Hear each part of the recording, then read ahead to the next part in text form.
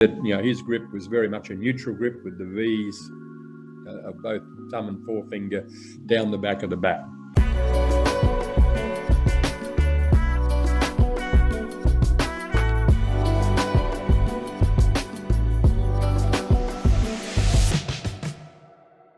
Your tendency early on in your playing career to favour the leg side. I read a story about how Sir Don Bradman actually had a word with you about it. Is there a little story in there that you can perhaps expand on and explain to the viewers? Yeah, sure. I don't know. I'm assuming someone taught me to hold the bat. I think it was a very English thing, with the back of the hand, facing the bowler of the top hand, which is a strong leg side position, but it's not great for offside play. And so I'd grown up using that, and we played a lot of our primary school cricket on cement pitches, which meant the ball bounced a lot.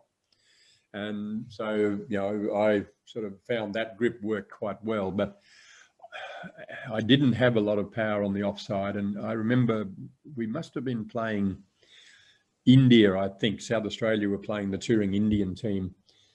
And the South Australian team had been moved to the visitors' dressing room because that was a smaller dressing room than the home team room. And obviously the Indian touring party being larger than our team, they were given the bigger room, and we were shunted to the visitors' room. And I remember Sir Donald was chairman of South Australian cricket at that stage, and was a chairman of selectors for South Australia and chairman of selectors nationally. So he was still well and truly involved in cricket, and particularly in South Australia. So we all knew who he was, obviously. He used to come into the dressing room every morning of a home game and have a cup of tea with the captain, Les Favell, and there were three selectors. Phil Ridings was the other selector. So the three of them would have a cup of tea together at the start of the day and talk about whatever they talked about. Sir Donald rarely spoke to the players. Sometimes he might have a quick word with one of the senior players, particularly if it was someone who was an Australian representative or had been. Rarely did he speak to any of the younger players, and we certainly didn't have the courage to walk up to him and demand a conversation from him. So we used to see him come and go. But this particular morning, I was standing near the exit of the dressing room, and there must have been some bats in the corner of the dressing room that were there for signature. And I picked up one of these bats, and I was shadow batting near the exit of the dressing room. So when Sir Donald left the room, he had to walk right past me. And for some reason, he had no intention of talking to me. But as he went past, I said, "Good morning, Sir Donald." And he stopped and he said, "Good morning." Oh, and he said, "By the way," he said, "I'd change that grip if I were you."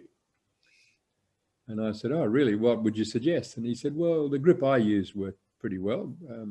So I said, "Well, what was your grip?" And he said, "Oh, you can read about it in my book, The Art of Cricket."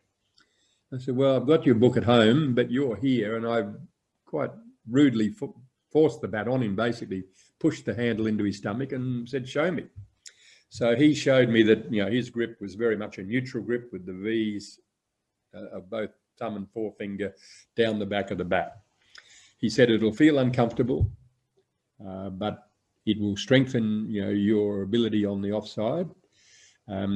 So persevere with it. It'll feel uncomfortable because you haven't used it before, but it's worth persevering with." And with that, he turned to leave, and then he stopped and he turned back and he said, "By the way," he said, "I've given this piece of advice to one other person.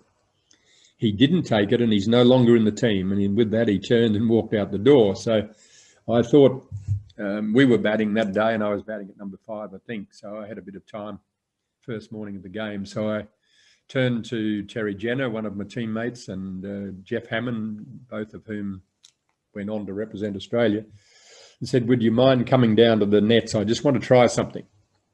So they came down and bowled to me for about 15, 20 minutes, and I tried out the new grip, and it felt perfectly comfortable.